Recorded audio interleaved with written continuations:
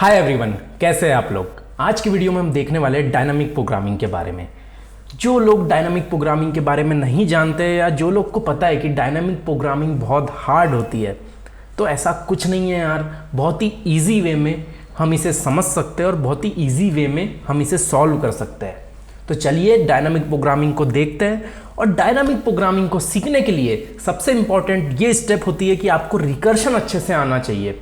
अगर जो लोगों को रिकर्शन अच्छे से नहीं आता है तो हमारे पुराने वीडियोस पे जाइए, उसको देखिए पहले, उसके बाद डीपी के लेक्चर पे आना, तो आपको बेहतर तरीके से समझ में आ रहा होगा। ठीक है, तो मेन कंस्टेंट यहाँ पे यही है कि अगर आपको रिकर्शन अच्छे से आता है तो आप डीपी के बारे में सोच पाओगे, डीपी की प्रॉब्लम्स को सॉल्व कर पाओगे।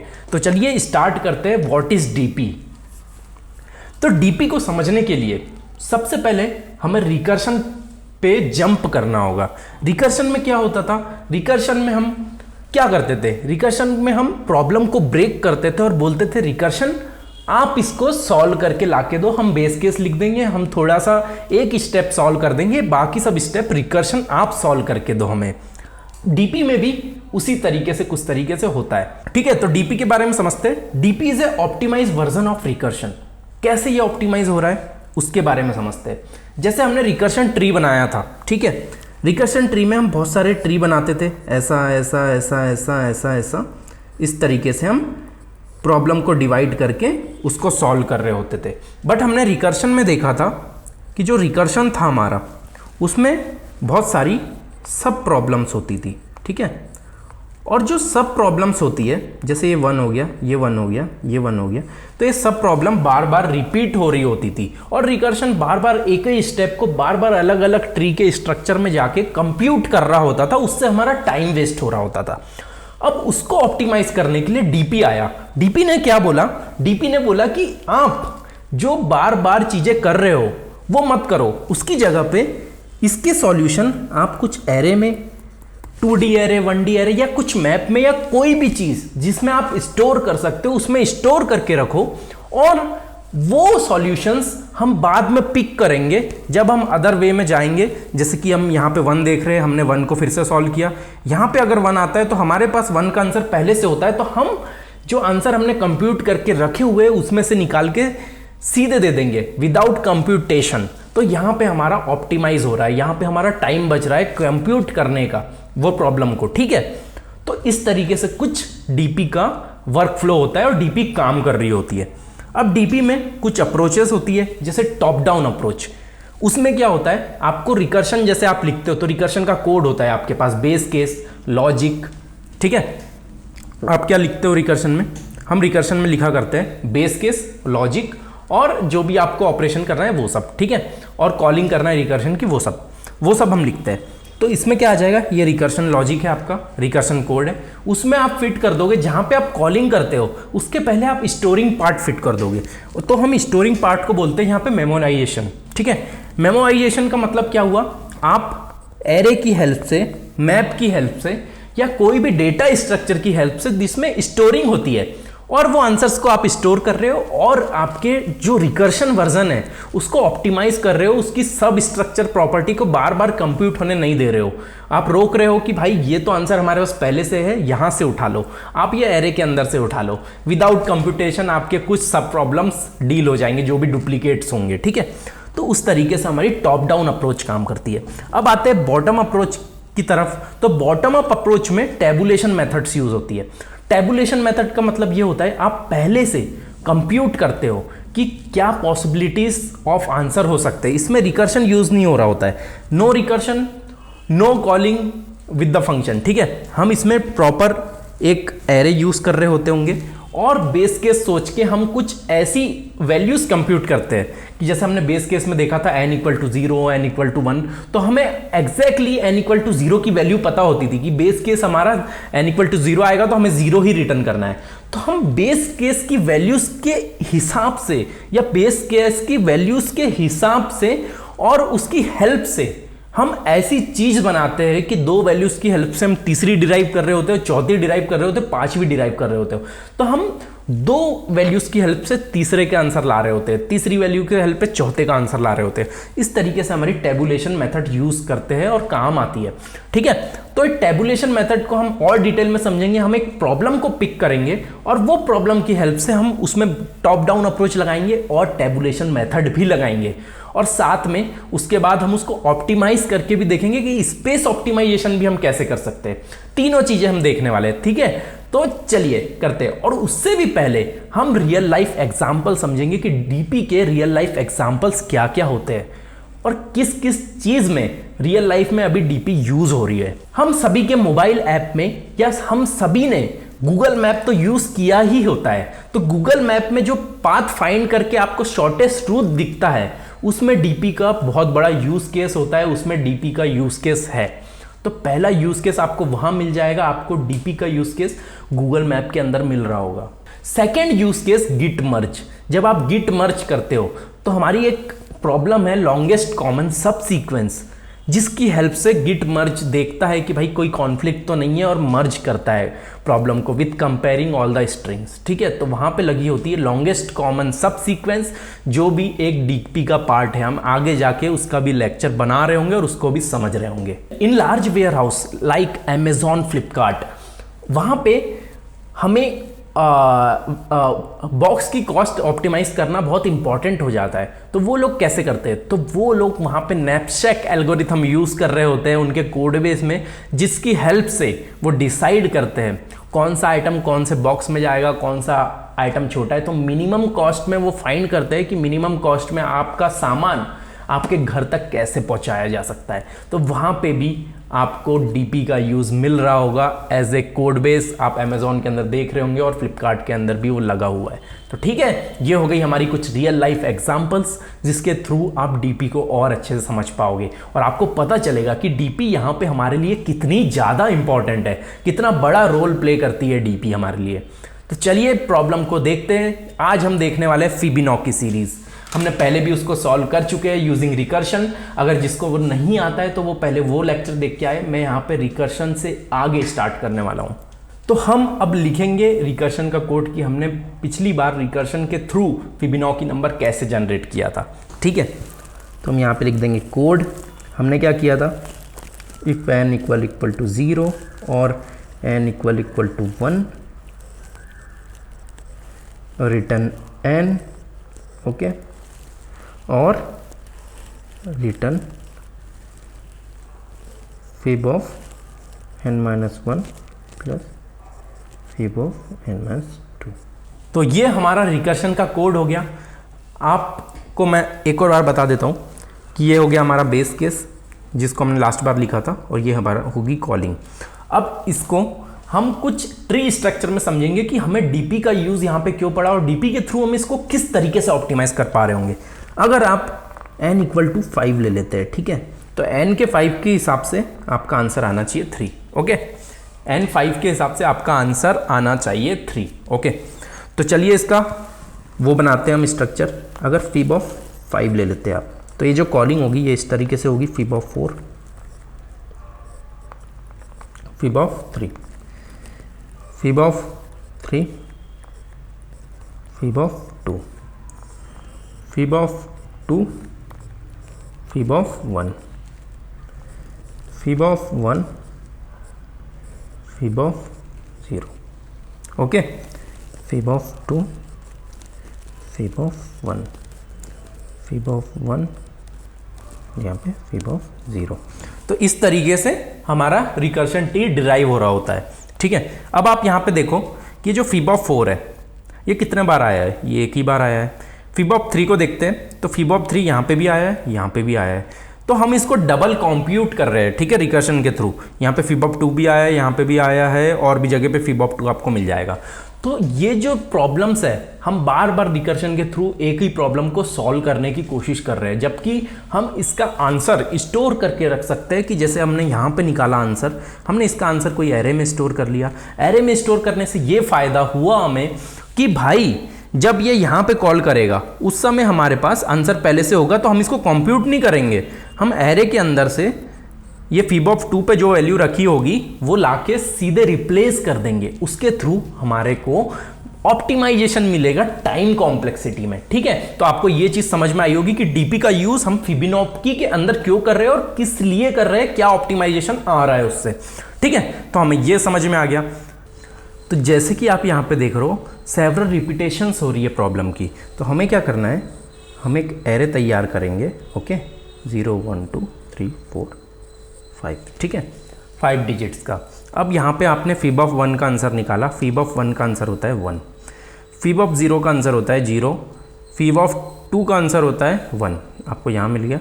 फिब ऑफ 3 का आंसर होता है 2, ठीक है, फिब ऑफ 4 का आंसर होता है 3, ओके, और फिब ऑफ 5 का होता है 3 और 2 5, ठीक है।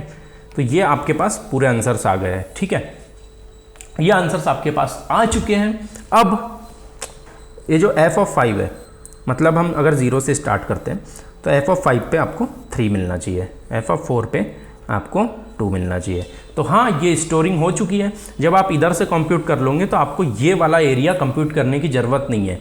ये आंसर्स आपके पास पहले से रखे होंगे, आप यहाँ से पिक करोगे और आपका आंसर आ जाएगा यूजिंग मेमोराइजेशन टेक्निक। रिकर्शन के ऊपर ही आपको इसको फिट करना होगा। अब देखते हैं हम इसको फिट कैसे करते हैं, ये टेक्निक को हम फिट कैसे करते हैं। ओके, तो चलिए करके देखते हैं। तो यहाँ पे हमने क्या किया, यहाँ पे हमने एक डीपी एरे डिक्लेयर कर दिया और उसमें हमने -1 वैल्यूज असाइन कर दिए। ठीक है, 50 वैल्यूज का वो डीपी एरे, 50 उसका साइज है और हमने हर वैल्यूज पे -1 रख दिया है। 0 to 49 पे हमने -1 रख चुके हैं। ठीक है, और हमने एक हेल्पर फंक्शन डिजाइन किया है जिसमें हम डीपी पास कर रहे हैं और एन पास कर रहे हैं और उसकी हेल्प से हम सॉल्व करके ला के दे रहे होंगे। तो जैसे कि हमने रिकर्शन में बेस केस लिखा था, सेम केस आपको यहाँ पे भी लिखना है। और आपको पता है कि रिटर्न यहाँ पे क्या करना है, हमें रिटर्न भी सेम करना है। अब बात आती है कि हमने रिकर्शन में क्या किया था, यहाँ पे रिटर्न किया था हेल्पर, ठीक है, n-1 प्लस हेल्पर n-2, इस तरीके से हमने नॉर्मल रिकर्शन में रिटर्न किया था। अब बात आती है इसको मेमोराइजेशन कैसे हम कर सकते हैं। हमें यहाँ पे कुछ लगाना होगा कि जब भी हम डीपी ऑफ n की वैल्यू चेक करें, हम चेक करें कि भाई उसमें आंसर रखा हुआ है क्या। अगर आंसर रखा हुआ है तो हम फिर से कंप्यूट करके कॉल नहीं करेंगे, बल्कि सीधे यहीं से उसको रिटर्न कर देंगे। अब बात आती है कि डीपी ऑफ n में आंसर अभी स्टोर कहाँ है, अभी तो सब -1 रखे हैं, हमें स्टोर भी तो करना होगा। तो स्टोर हम कैसे करेंगे, स्टोर हम करेंगे, यहाँ पे आप लिख सकते हो DP of n equal to, okay, ऐसे आप लिख सकते हो कि DP of n equal to, ये जो इसके आंसर होंगे हम डीपी ऑफ n में स्टोर कर देंगे और डीपी ऑफ n को रिटर्न कर देंगे। अब हमारा चल जाना चाहिए। ठीक है, चला के देखते हैं।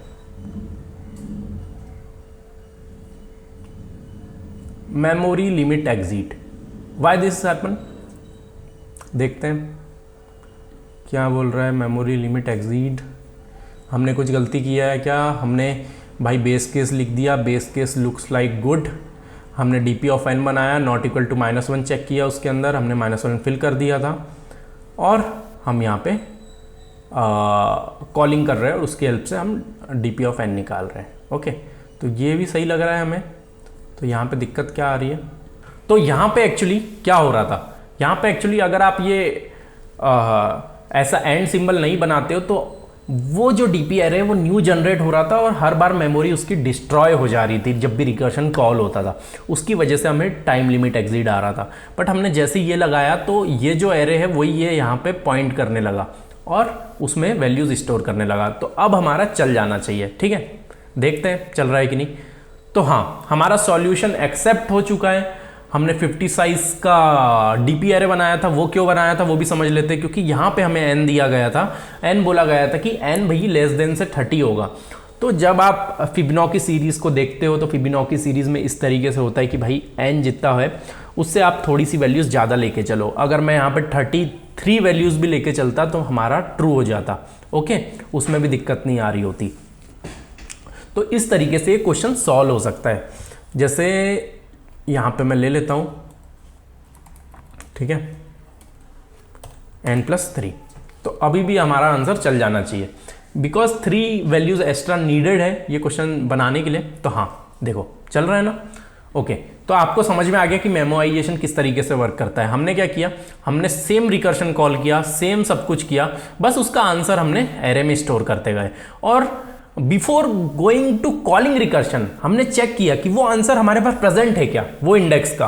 अगर प्रेजेंट है तो वहीं से रिटर्न कर जाओ भाई, अलग से कंप्यूट करने की कोई ज़रूरत नहीं है। हो गया, आपको ये चीज़ समझ में आई होगी। अब चलते हैं टैबुलेशन मेथड की तरफ कि टैबुलेशन किस तरीके से काम करती है। ओके, तो हमने रिकर्शन मेथड देखी कि रिकर्शन किस तरीके से काम कर रही है, ठीक है, यूजिंग मेमोराइजेशन।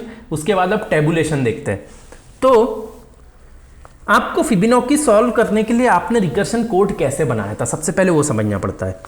आपके पास n गिवन था, आपने ये बेस केस फाइंड कर लिया था, ठीक है, कि अगर n इक्वल टू 0 होगा तो उसका आंसर 0 होगा, n इक्वल टू 1 होगा तो उसका आंसर 1 होगा, ठीक है।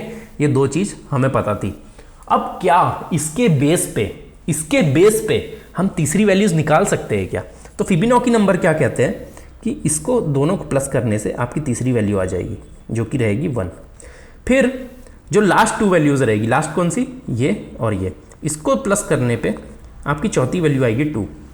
फिर इसको और इसको प्लस करने पे आपकी वैल्यू आएगी 3, ठीक है। तो इस तरीके से आपको एक पैटर्न पता चला कि ऐसे भी मैं सॉल्व कर पाऊंगा।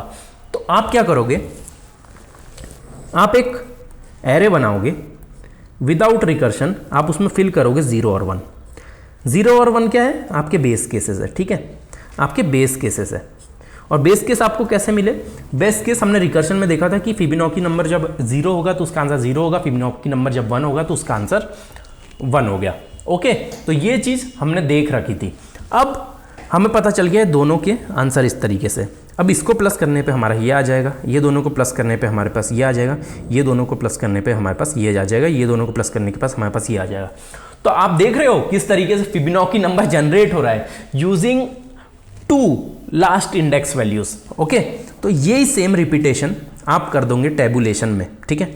टैबुलेशन क्या बोलता है कि भाई डीपी एरे इनिशियलाइज करो, 0 पे डाल दो 0, डीपी ऑफ 1 पे डाल दो 1। ओके, एक लूप चलाओ, उसके बाद i इक्वल टू 2 से कहाँ तक, i लेस देन n तक, i प्लस प्लस, और इसके अंदर डीपी ऑफ i पे आप डाल दो DP of i minus 1 plus DP of i minus 2। ये दोनों के आंसर से आपको डीपी ऑफ i निकल के आ जाएगा, और लास्ट में आप रिटर्न कर दो डीपी ऑफ n, ठीक है, रिटर्न डीपी ऑफ n। तो इस तरीके से आपको टैबुलेशन मेथड से भी आंसर मिल रहा होगा। ये भी करके देख लेते हैं कोड कि भाई ये कैसे चल रहा है और ये किस तरीके से काम कर रहा है। तो आ जाओ कोड इसका भी कर लेते हैं। अब यहाँ पे हम ज़्यादा कुछ नहीं हटाएंगे, हम क्या करेंगे, इसको रिमूव करेंगे और यहाँ पे हम कर देंगे n+1 का क्रिएट। ओके, और हमें ये हेल्पर की ज़रूरत नहीं है अब, ठीक है। हम इसमें क्या करेंगे, डीपी ऑफ 0 पे हम डाल देंगे 0, कॉमा डीपी ऑफ 1 पे हम डाल देंगे 1। ओके, ये दोनों वैल्यू इनिशियलाइज हो गई। हमने लूप लगाया, int i equal to 2, i less than n, i plus plus, ठीक है,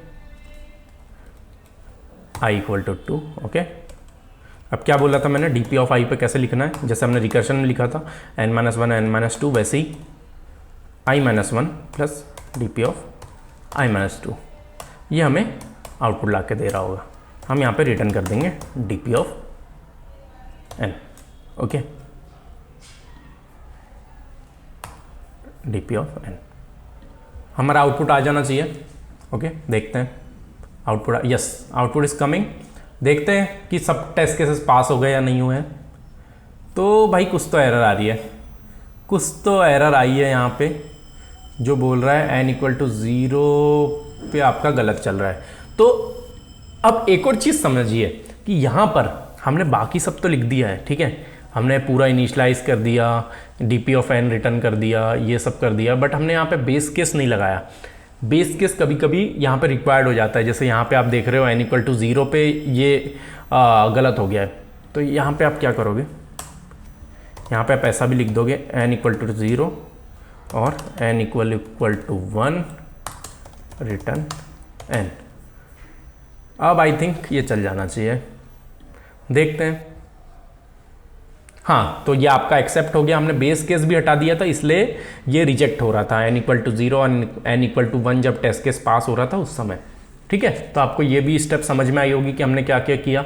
हमने बेस केस लगा दिया, वो बेस की वैल्यूज़ जो थी हमें पता था n equal to 0 n equal to 1 क्या है, तो हमने वो पुट कर दिए हमारे एरे में, और उसकी हेल्प से हमने अगली वैल्यू फाइंड करते गई, हमने अगली वैल्यू निकाल ली और लास्ट में D P of N return कर दिया जिसमें हमारा आंसर प्रेजेंट था। ओके, तो इस तरीके से आप कर सकते हो। इसकी जो कॉम्प्लेक्सिटी है वो ओ एफ एन है, बिकॉज हमने यहाँ पे रिकर्शन कॉल नहीं किया है, और टेबुलेशन मेथड इसलिए ही सबसे बेस्ट होती है। हम पॉलिनोमियल कॉम्प्लेक्सिटी पे ला सकते हैं एक्सपोनेंशियल कॉम्प्लेक्सिटी को, इसलिए हम डीपी यूज करते हैं। ठीक है, तो यहाँ पे देखो कितना बड़ा ऑप्टिमाइजेशन आया, जहाँ पे हम एक्सपोनेंशियल कॉम्प्लेक्सिटी में फिबोनाची नंबर निकाल रहे होते थे यूजिंग रिकर्शन, अब हम एक्सपोनेंशियल के जरिए पॉलिनोमियल में लाके हम निकाल रहे हैं, तो हमारी कॉम्प्लेक्सिटी ओ ऑफ एन हो गई है। तो कितनी अच्छा हमने ऑप्टिमाइजेशन किया है यहाँ पे। ठीक है, अब चलते तीसरी मेथड की तरफ। एक और मेथड है जिसको आपको देखना पड़ेगा वो कैसे सॉल्व हो रही होगी। ठीक है, अभी तक हमने इस टाइम ऑप्टिमाइज किया, अब हम जा रहे हैं स्पेस ऑप्टिमाइज करने। स्पेस कैसे, क्योंकि यहाँ पे हम एक एरे यूज कर रहे हैं, जैसे कि आप स्क्रीन में देख रहे होंगे, आप यहाँ पे एक एरे बना रहे हो जिसकी कुछ ना कुछ स्पेस कॉम्प्लेक्सिटी होगी। स्पेस कॉम्प्लेक्सिटी क्या होगी, ओ ऑफ एन। जो भी आपकी एन की वैल्यू रहेगी उतना बड़ा आपका एरे क्रिएट होगा और वो स्पेस लेगा इन मेमोरी में। अब उसको रिड्यूस करने के लिए क्या हम कांस्टेंट टाइम में इसको सॉल्व कर सकते हैं। अब हम स्पेस ऑप्टिमाइजेशन देखने वाले हैं कि हम स्पेस ऑप्टिमाइजेशन कैसे करेंगे।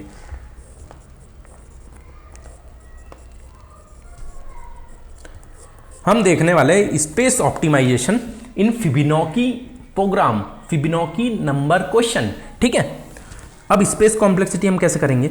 हमें पता था कि n इक्वल टू 0 है और n इक्वल टू 1 है, ये बेस केस था, इसकी वैल्यू 0 आ रही थी, इसकी वैल्यू 1 आ रही थी। इसके ज़रिए हमने टेबुलेशन मेथड में हमारा आंसर निकाला था। सेम केस हम क्या कर सकते हैं, हमें पता है कि भाई ये दोनों को प्लस करने पे हमें तीसरी वैल्यू मिल रही थी, जैसे ये n इक्वल टू 2 की वैल्यू मिल रही थी। फिर ये दोनों को प्लस करने पे n इक्वल 1 और 2 को हमें n इक्वल टू 3 की वैल्यू मिल रही थी, जो कि हो रही थी 2।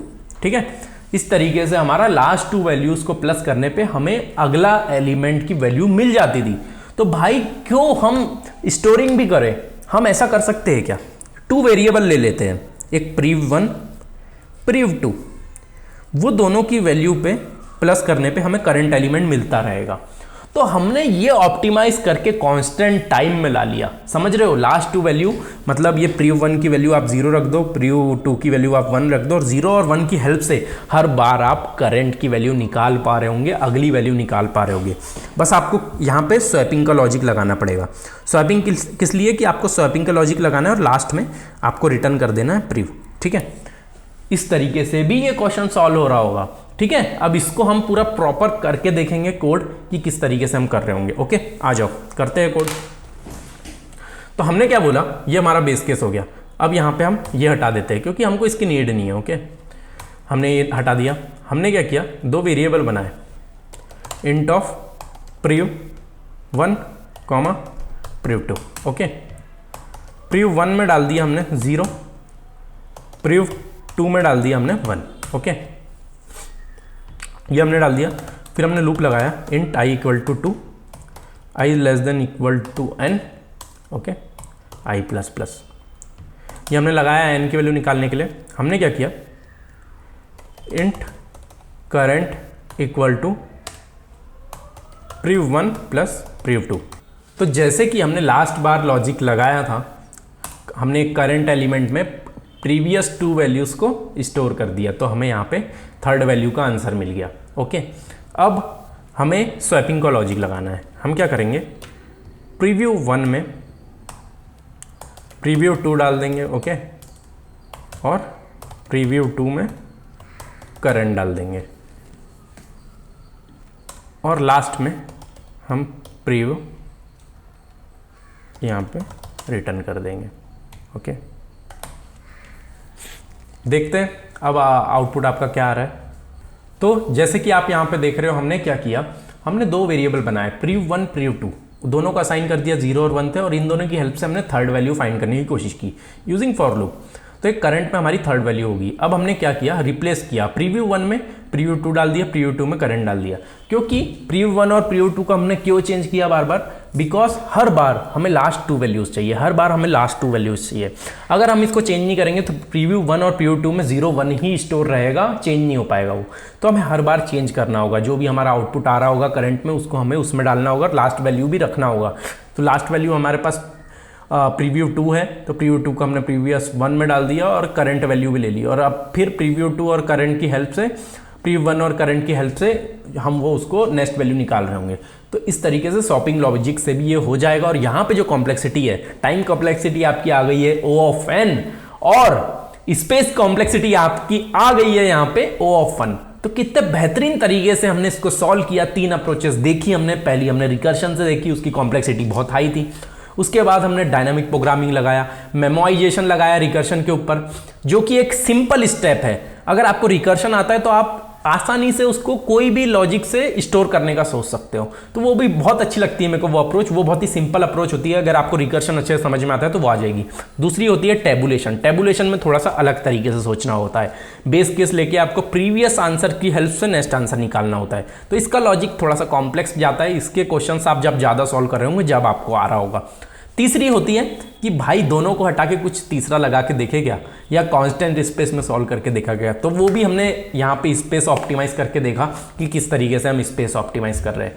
बट बहुत सारे रिकर्शन के क्वेश्चन में ऐसा होता है कि स्पेस ऑप्टिमाइजेशन नहीं हो पाता है, तो वहाँ पे मेमोराइजेशन ही बेस्ट अप्रोच होती है, डीपी ही बेस्ट अप्रोच होती है कि आप थोड़ा सा स्पेस ले लो और टाइम को घटा दो। तो आपको यहाँ पे ये चीज़ समझ में आई होगी, आपको ये समझ में आया होगा कि डीपी किस तरीके से काम करती है, डीपी का यूज़ केस क्या होता है, डीपी के रियल लाइफ एग्जांपल्स क्या होते हैं। और अगर आपको वीडियो पसंद आ रहा है, सही बोल रहा हूँ मैं, अगर पसंद आ रहा है तो वीडियो को लाइक करके जाना, कमेंट करके जाना, बताना वीडियो कैसा लगा। ठीक है, ऐसे वीडियोस आपके लिए आते रहेंगे। मिलते हैं नेक्स्ट वीडियो के साथ, तब तक के लिए टेक केयर, बाबा, सी या, हैव अ गुड डे।